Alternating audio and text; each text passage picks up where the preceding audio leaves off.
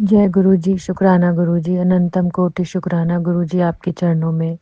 ओम नमः शिवाय, शिव जी सदा सहाय। ओम नमः शिवाय, गुरु जी सदा सहाय। मैं आज इस सत्संग में ये शेयर करना चाहती हूँ कि मुझे अब फरवरी में 1 साल हो गया है गुरु जी से जुड़े हुए। और जब से गुरु जी मेरी ज़िंदगी में आए हैं, क्या-क्या हुआ है, कैसे-कैसे मैजिक ये तो मतलब शब्दों में बयान करना भी आसान नहीं है मेरे लिए, लेकिन फिर भी मैं पूरी-पूरी कोशिश करूँगी गुरु जी के चरणों में प्रणाम करके। जब फरवरी में मैं आई थी गुरु जी की शरण में, एकदम से रील्स में आया और मैं उसमें सिर्फ जय गुरु जी, शुक्राना गुरु जी लिख देती थी, मुझे कुछ भी पता नहीं था। फिर मेरा उस समय 2-3 दिन के अंदर एक मेरा बहुत बड़ा काम अटका हुआ था, जो किसी ने मेरे बहुत समय से 4-5 साल से पैसे रखे हुए थे, लगभग 14-15 लाख। तो उसने कैसे 3 दिन में पुलिस थाना वगैरह सब कर के हार चुकी थी मैं। उसने कैसे 2-3 दिन में गुरुजी ने मुझे कहा, जा गुड़िया तेरा काम है। मैंने कहा ये कौन बोल रहा है मेरे से और इस तरह हिम्मत कौन दे रहा है। और वो मेरे पैसे कैसे 3 दिन में, 13 फरवरी था पिछले साल, और वो तुरंत है ना सारी पुलिस थाना कार्यवाही से उसने तुरंत दे दिया। जहाँ सब हाथ खड़े कर चुके थे कि नहीं हो पाएगा, ये पॉसिबल नहीं है, और जिन्होंने निकलवाया जिनकी मदद से, वो भी कह रहे थे हमारे और भी काम अटके हुए हैं, लेकिन आपका तो ये तुरंत हो गया। तो मैं तो बिल्कुल हक्की बक्की रह गई जब पुलिस थाने गई और वहाँ बैठी। जय गुरु जी, शुक्राना गुरु जी के अलावा मुझे कुछ भी नहीं आता था, क्योंकि मुझे 3 दिन ही हुए थे। तो मैंने कहा ये कोई शक्ति तो है, क्योंकि मेरी फ्रेंड वगैरह ने भी सबने बाद में कहा कि हमारे इतने काम अटके हुए हैं, आपका कैसे हो गया, तो चमत्कार ही है। क्योंकि मैं पूज्य गुरुदेव पंडित प्रदीप मिश्रा जी की प्रेरणा से शिव जी की आराधना करना सीखी थी। तो वो कैसे-कैसे बताते हैं, कैसे-कैसे संकटों में क्या-क्या चढ़ाना चाहिए, बेलपत्र कैसे चढ़ाना चाहिए, चने की दाल कब चढ़ाना है, आंवले का जल, लौंग का जल कैसे चढ़ाना है, ये सारी चीज़ें मैं चढ़ाते-चढ़ाते कैसे गुरु जी की शरण में एकदम आ गई साईं बाबा की प्रार्थना करते-करते। तो साईं बाबा का सबसे पहले अनंतम कोटि शुक्राना, और मेरे जो पितृदेव हैं उनका शुक्राना, और मेरे जो इष्ट देव हैं जिस कुल में मैंने जन्म लिया है उनका शुक्राना, और मेरे माता-पिता, मेरे सब घर वालों का शुक्राना, जिनकी प्रेरणा से, जिनसे मैं अच्छी बातें सीखते-सीखते यहाँ तक पहुँची। और गुरुजी की शरण में आई, साईं बाबा की शरण में जब आई थी तब भी एहसास हुआ था, क्योंकि साईं बाबा भी यही कहते हैं कि अपने पिछले जन्म के कुछ माड़े कर्म होते हैं, सब उसी का लेखा-जोखा होता है, और साईं बाबा भी प्रेरणा देते हैं हमेशा शिव जी की आराधना करने के लिए। तो एक तरह से मेरा हाथ साईं बाबा ने ही गुरुजी यानी कि शिव जी को पकड़ाया है। तो ये बहुत बड़ी बात है मेरे लिए, कोई छोटी-मोटी बात नहीं है, क्योंकि पिछले 1 साल से जो-जो मेरे जीवन में घटित हो रहा है, मैं समझ पा रही हूँ कि किस तरह से मेरे माड़े कर्म हैं, जो साईं बाबा ने उतारे, उसके बाद शिव जी की शरण में आके गुरुजी ने उतारे, और कैसे तरह से मैंने सीखा। जब मेरे पैसे निकले मैं इतनी खुश हो गई, और हालाँकि मेरी भक्ति थोड़ी कम हो गई, क्योंकि काफ़ी कॉन्फिडेंस और खुशी महसूस करी मैंने 2-3 महीने तक। लेकिन मैंने अपनी कुछ न कुछ प्रार्थना जैसे-तैसे मैं कर पाती थी, मैंने छोड़ी नहीं। तो मेरी बहुत अच्छे से इच्छा थी कि मैं जो अपने, मेरा प्रेयर एक ग्रुप है हम लोगों का, उसमें हम चांट और प्रे करते हैं। तो मैं उसमें भी बहुत ढीली पड़ गई थी, तो उसमें मैंने प्रेयर की गुरुजी से कि मैं उसमें वापस से, तो अब मैं उसमें वापस से एक्टिव हो रही हूँ, खड़ी हो रही हूँ, तो बहुत अच्छा लग रहा है। बहुत सारी चीज़ें, बहुत सारा ज्ञान आप सिखा रहे हो। मुझे लगता था कि 4-5 साल से साईं बाबा की आराधना कर रही हूँ, तो साईं बाबा ने कोविड में भी सुरक्षित रखा सब कुछ। ऐसा लगता था कि मतलब, और बच्चों के साथ हस्बैंड का कोऑपरेशन भी बहुत बढ़ता जा रहा था। लेकिन मुझे ये नहीं पता था कि मैं गुरुजी की शरण में क्यों आई हूँ, क्योंकि मेरे आगे के और भी माड़े कर्म थे जो गुरुजी ने काटने थे। मेरे बच्चे बहुत ज़्यादा बीमार पड़ जाते थे, और कई बार तो हम तीनों एक साथ ही बहुत-बहुत बड़ी-बड़ी बीमारियों में घिर जाते थे। निमोनिया, टाइफाइड, एक का ये, एक का वो, मैं किस-किस को लेके भागूँ, मैं खुद भी बीमार। तो अब गुरुजी का जल, चंदन, टीका, प्रसाद लगाने से हम लोग बिना दवाइयों के ही ठीक हो जाते हैं। ये कोई कम बात नहीं है। इसका तो मैं जितना शुक्राना करूँ, गुरुजी मेरा इतना बड़ा बर्डन हल्का कर दिया आपने। और साईं बाबा जैसे हमेशा कहते हैं कि मुझ पर विश्वास रखेगी तो मैं बर्डन हल्का करता जाऊँगा। तो कैसे अब तो मतलब हर बात पे हम डेली गुरुजी का जल, चंदन, टीका, घी प्रसाद लगाते हैं। घी प्रसाद लगाना भी गुरुजी ने सिखाया कि मेरा कैसे दीपक में से घी लेके चरणों में लगाना है, और फिर वो अपने कहीं भी जहाँ भी पेन या तकलीफ है उस पे लगाना है। उसके बाद सिलसिला शुरू हुआ सत्संग सुनने का। मेरे बच्चे तो कई बार ठीक हुए, मैं तो गिन भी नहीं सकती कितनी बार, हर बीमारी में। सर्वाइकल मेरी बेटी को, मुझे सर्वाइकल, छोटी वाली को निमोनिया। अभी वापस से हमारा 2-3 दिन ऐसे ही निकला, गुरुजी सत्संग में बता रहे थे कि तेरे बच्चों पे संकट आने वाला है, भारी संकट है। तो बेटी पे भी मेरा छोटा सा पहले ही पिछले महीने उसका जरा सा साइलेंसर से पैर जला था, वो ठीक हो गया। हालांकि बहुत बड़ा संकट बताया था गुरुजी ने, लेकिन सत्संग सुनते सुनते सुनते सुनते मुझे अब ऐसी आदत हो गई है कि सत्संग सुनते रहो, कष्ट कटते रहेंगे, कर्म कटते रहेंगे। और अपने माड़े कर्म पता नहीं कितने हैं जो गुरुजी की शरण में आके अब गुरुजी कटवा रहे हैं। इस बात का एहसास तो मुझे अब हुआ है, क्योंकि गुरुजी ने अभी फिर से बताया था कि तेरे बच्चे पे संकट है, पति को खांसी की बीमारी। तो मेरे हस्बैंड का जो फ़ोन पे बात हुई परसों बच्चों से, तो वो खांसी और वो आ रही थी उनको। तो मैंने कहा अरे, ये तो गुरुजी ने अभी बताया था। और ये मेरे साथ ना जाने कितनी बार दिवाली के आसपास तो बहुत बार हुआ है कि जो जो संकट उन्होंने बताया वो सब घर में जल जाएगा, पूजा घर जल जाएगा, बच्चे को चोट लग, पूजा घर भी मेरा जलने से बच गया, किचन में हादसा होने से बच गया।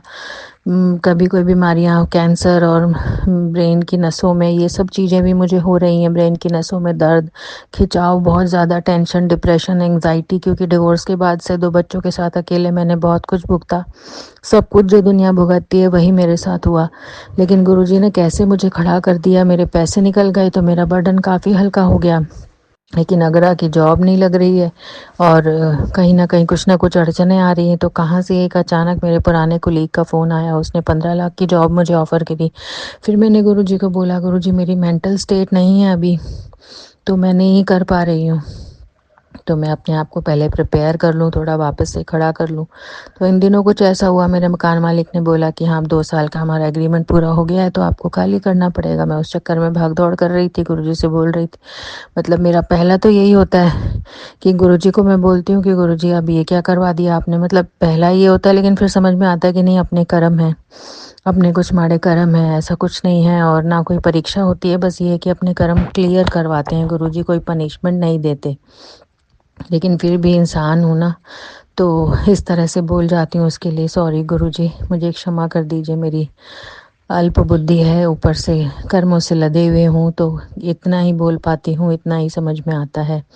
और उसके बाद अभी मेरी बेटी पे संकट बताया था। मैं सोच रही थी बच्चों को कहीं जाने ना दूँ, लेकिन वो 2-3 दिन उसके सिर में दर्द हो गया तो वो घर में ही रह गई। 2 बार छुट्टी मुझे लग गया। मैंने कहा हाँ, गुरुजी ने कुछ संकट बताया था तो वो नहीं जा पा रही है, सिर दर्द हो गया इसका मतलब। और वही का वही सत्संग मेरे सामने आया कि वो संगत जी बता रहे थे कि उनके बच्चे को भी वो कैसे रोकती है, उनके भाई को या किसी बच्चे को बता रही थी।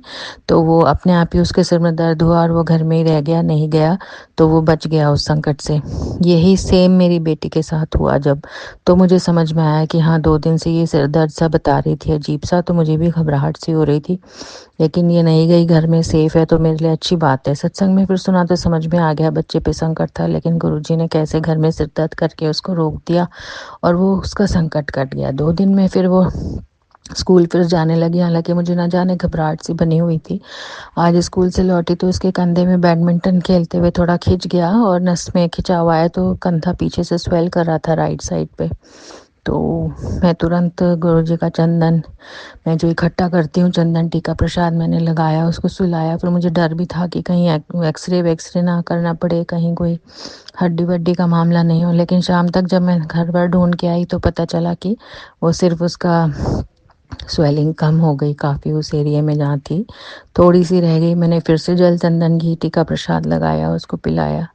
उसके बाद हस्बैंड से बात हुई तो उन्होंने मेडिसिन बताई, थोड़ा सपोर्ट मिल गया।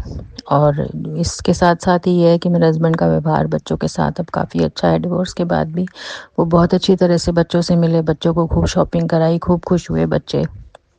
और उनकी खांसी का भी मैंने सत्संग सुना तो खांसी भी अब आज ठीक थी। आज जब फ़ोन पे बात आई थी तो खांसी ज़ुकाम उनका ठीक था। तो और कैसे, मतलब जिस जिसके सत्संग सुनती हूँ मैं, इस पे कष्ट है, पति पे कष्ट है, बच्चों पे कष्ट है, वो सब वैसा का वैसा ही होता है और वैसी ही चीज़ें होती हैं। और जहाँ तक रेंट की बात रही, मैं जैसे कल एक घर फाइनल करके आई थी, बहुत अच्छा लगा था मुझे। लेकिन आज जब मैंने उसको मकान मालिक को कॉल किया तो उन्होंने बोला था मैं सोच के बता दूंगा। ऑलमोस्ट फाइनल घर बहुत अच्छा पसंद आ गया था, 2-3 घर में प्रॉब्लम्स आई थी। तो आज उन्होंने फिर से मना कर दिया कि नहीं, हम तो अभी दिवाली तक नहीं देंगे। फिर मैं परेशान बहुत गुरुजी के आगे प्रे करती रही बैठ के सुबह अकेले, और कि गुरुजी अब मतलब ऐसा लग रहा था घर ही ख़त्म हो गए हैं, घर मिल ही नहीं रहे, जिससे भी बात करो वो कहता है कि नहीं नहीं बड़ा मुश्किल है घर मिलना।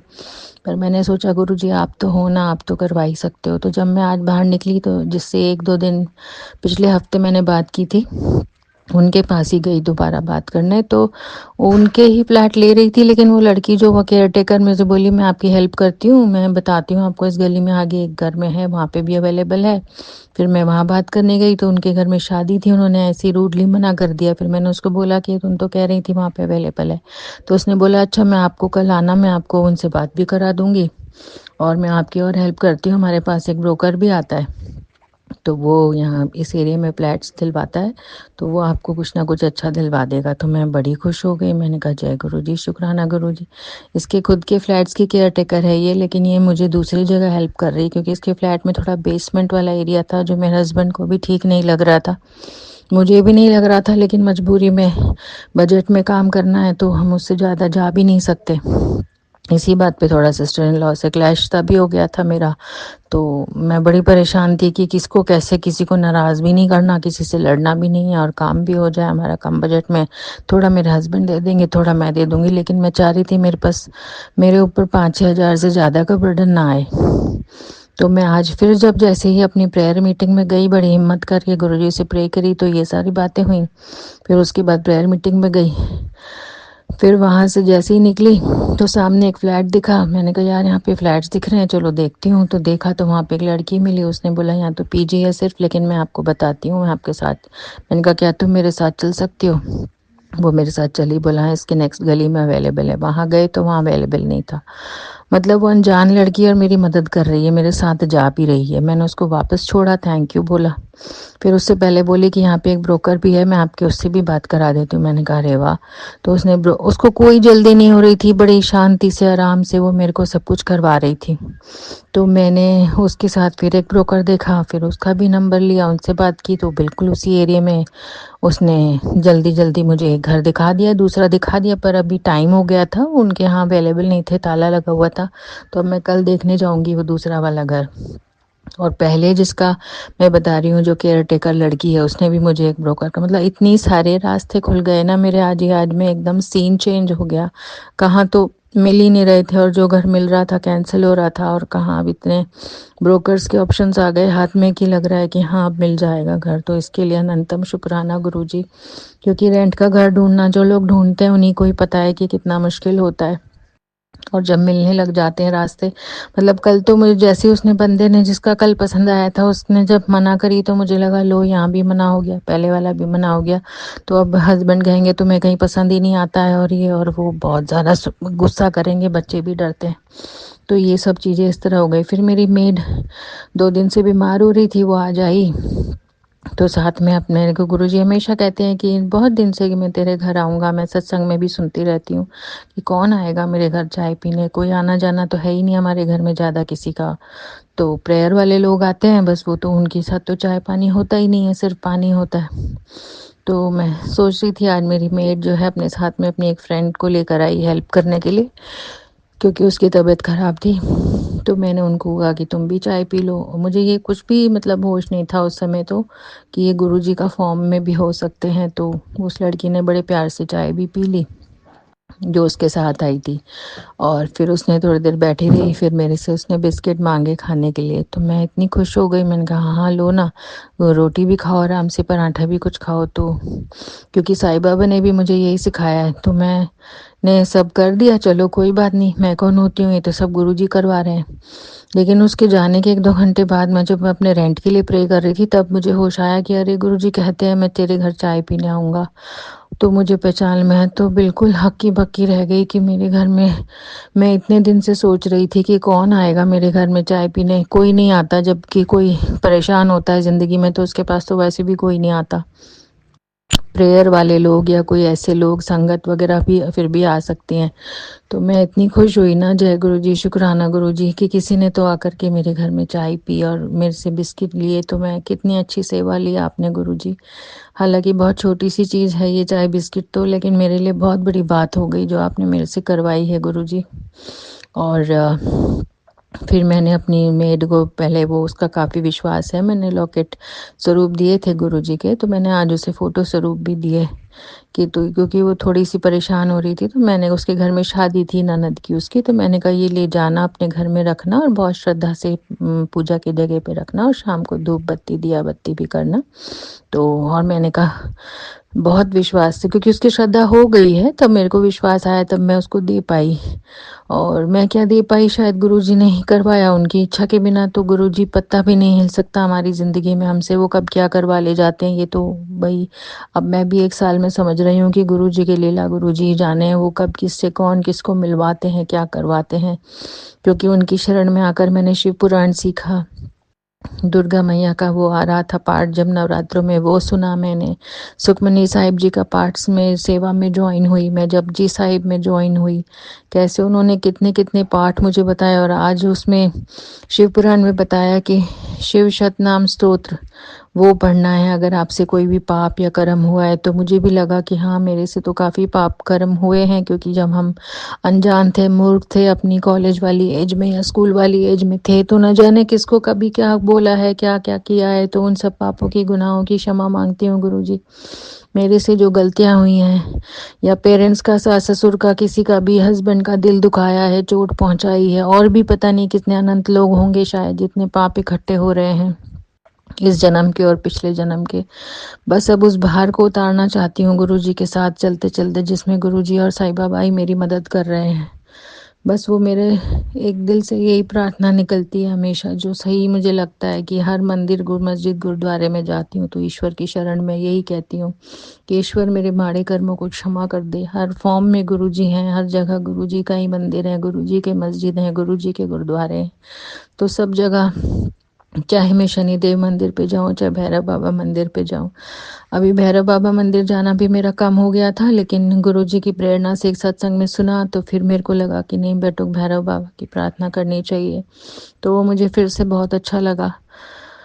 पता नहीं कितनी चीज़ें सिखाई हैं गुरुजी ने, एक बार में कहना तो बहुत मुश्किल है, लेकिन एक ही चीज़ है कि अपने जितनी भी हम पूजा पाठ या कुछ भी करते हैं, तो गुरुजी की प्रेरणा के बिना पूजा पाठ या भक्ति भी जब तक गुरु की रज़ा ना हो हम नहीं कर सकते हैं। क्योंकि मैंने ये चीज़ भी देख ली कि जब मैं करती थी पूजा पाठ, लग गया मुझे गुरुजी मिले, फिर मेरा धीरे धीरे कैसे पूजा पाठ में रुझान कम हो गया।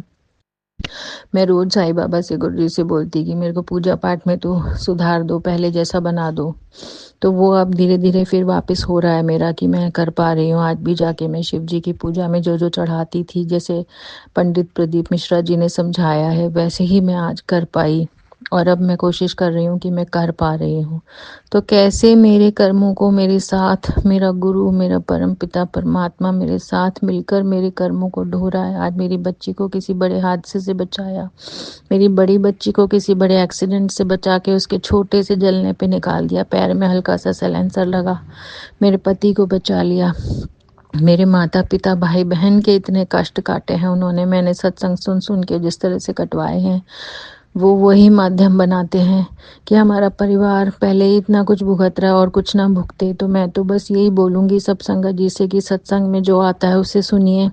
जितने भी दिल दहलाने वाले और जितने भी ऐसे टैग लाइन वाले सत्संग होते हैं उनसे डरिए नहीं, उन्हें सुनिए। उनके सुन सुन के आपके कितने कष्ट कट जाएंगे आपको पता भी नहीं चलेगा। और जो सत्संग में आ रहा है वो हमारे लिए ही होता है। मेरी बेटी का तो आज ही कष्ट कटा है, कंधे में हल्की सी स्वेलिंग है और कुछ भी नहीं है। पता नहीं कौन सा बड़ा संकट था जो पहले उसका सिर दर्द करके उन्होंने रोक दिया और अब ऐसे रोक दिया। और मेरे पति को सिर्फ हल्की सी खांसी हुई, वो भी आज ठीक है। तो मतलब मैं सत्संग सुनते सुनते ही जी रही थी। एक समय तो ऐसा लगता था अभी 3-4 महीने से जैसे सत्संग सुनने के अलावा और कुछ करना ही नहीं आता है मुझे ज़िंदगी में। लेकिन आज ऐसा लग रहा है जैसे कोई सिर पे से भारी पत्थर हटा है, कुछ चीज़ें हटी हैं। मेरे हस्बैंड ने भी आज बहुत बच्चों से इंटरेस्ट लेके मन से बात की, जैसे वशीकरण तंत्र मंत्र मेरा मेरे हस्बैंड का जैसे टूटा है, कुछ खुला है मेरे सिर में। जो मैं आज रेंट ढूंढने भागी तो मैं काफ़ी नॉर्मल फील कर रही थी, वरना ऐसा लगता था जैसे सिर में कुछ बंधा हुआ है, कोई चीज़ बांध रखी है किसी ने और मैं कुछ भी नहीं चाह के कर पा रही हूँ। जैसे है ना भीष्म पितामह की स्थिति थी कि राजा होकर इतना बड़ा सब वीर शूरवीर होने के बावजूद भी वो शैया पे पड़े थे। तो उनकी कहानी भी मैंने सुनी थी कि अभी सुनते-सुनते कि क्यों पड़े थे वो इतनी शैया पे, क्योंकि उनसे 3 गुनाह हुए थे। एक तो किसी साँप को उन्होंने झाड़ियों में, काँटों की झाड़ियों में उठाकर फेंका था, तो वो साँप तड़प-तड़प के मरा था। और द्रौपदी का साथ नहीं दे पाए, राजा होकर पे भी धर्म का साथ नहीं, दुर्योधन का साथ दिया, द्रौपदी का चीरहरण पे वक़्त नहीं बोले। तो ऐसे जाने मैं सोच रही थी कि हमसे कितने कष्ट, कितने गुनाह हुए हैं, कितने कर्म हुए हैं, जो हम अब इस हालत में, जो भी तकलीफ़ें हमारे साथ आ रही हैं, मेरे साथ स्पेसिफ़िकली, कि ना जाने कौन-सा ऐसा कर्म हुआ है मेरे से, और हुए तो हैं ही हैं, जो अपनी लड़कपन में उस उम्र में हुए हैं वो तो हैं ही, और पिछले जन्म में जो हैं वो तो हैं ही हैं। तो अब समझ में आता है कि हाँ, गुरुजी क्या समझाना चाह रहे हैं कि अपने कष्ट और कर्म कटवाते चलो। और इससे आसान रास्ता क्या हो सकता है कि सत्संग सुनकर कष्ट कट जाता है। वो दिल दहलाने वाला कैंसर, वो लिवर ट्रांसप्लांट, कभी कहीं ऐसी कोई बीमारी के मैंने, ब्रेन ट्यूमर, कैंसर, कोई भी मैंने सत्संग बीमारियों का, बड़ी-बड़ी बीमारियों का, बड़े-बड़े हादसों का मैंने नहीं छोड़ा। यहाँ तक कि गुरुजी ने कितनी बार ऐसी टैगलाइन में आया कि ये कष्ट कटवा, नहीं तो रोती रह जाएगी, कुछ नहीं कर पाएगी, तड़पती रह जाएगी। और वास्तव में वो चीज़ें मेरे साथ हो रही हैं और मैं तड़पन से बहुत बच गई हूँ। हाँ, सत्संग सुन के ज़रूर डर लगता है, लेकिन वो उस डर से हमारे कष्ट और कर्म कट जाते हैं। तो वो सत्संग सुनना, आज तो मैं कैसे भी सत्संग होते हैं ना, अब मैं वो सारे सत्संग सुन लेती हूँ। सारे सत्संग बहुत शांति से सुनती हूँ कि ये गुरुजी का प्रसाद है। गुरुजी मेरे कष्ट और कर्म कटवा रहे हैं, और गुरुजी का इतना सरल तरीका है कष्ट कर्म कटवाने का, फिर भी हमें समझ में नहीं आता है। तो गुरुजी, इसका लख-लख शुक्राना, सारी संगतों का लख-लख शुक्राना, जो लगातार मेरा साथ देते हैं, मुझे कोई ना कोई रोशनी दिखा देते हैं। मेरे इस जीवन में, निराश जीवन में इतनी बड़ी रोशनी भरने का शुक्राना गुरुजी। स्वयं प्रभु परमपिता परमात्मा मिल गया, इसका तो साईं बाबा का शुक्राना, मेरे इष्ट देव का शुक्राना, मेरे घर वालों का शुक्राना, मेरे बच्चों का शुक्राना, हर उस व्यक्ति का शुक्राना जिसने मुझे यहाँ तक पहुँचाया। बस आज का सत्संग इतना ही। अगले सत्संग की तैयारी करती हूँ। जय गुरु जी, शुक्राना गुरु जी। ओम नमः शिवाय, शिव जी सदा सहाय। ओम नमः शिवाय, गुरु जी सदा सहाय। जय गुरु जी आंटी जी, जय गुरु जी। संगत जी, अगर आप भी अपना कोई सत्संग संगत जी के साथ शेयर करना चाहते हैं तो आप हमारे डिस्क्रिप्शन पर दिए गए व्हाट्सएप नंबर पर हमें लिखकर या रिकॉर्ड करके भी हमें भेज सकते हैं। हम जल्द ही आपका सत्संग संगत जी के साथ शेयर करेंगे। जय गुरु जी, शुक्राना गुरु जी। ओम नमः शिवाय, शिव जी सदा सहाय। ओम नमः शिवाय, गुरु जी सदा सहाय।